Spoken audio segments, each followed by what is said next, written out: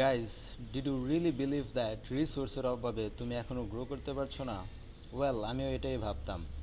I am thinking to build a personal brand in 2023, but তখন আমি চিন্তা করতাম to build a personal brand I really need a very good camera, then হচ্ছে একটা ভালো set আপের রুম প্রয়োজন, দেন হচ্ছে ভালো একটা চেয়ার প্রয়োজন, গেমিং চেয়ার যার কোনো শেষই নাই।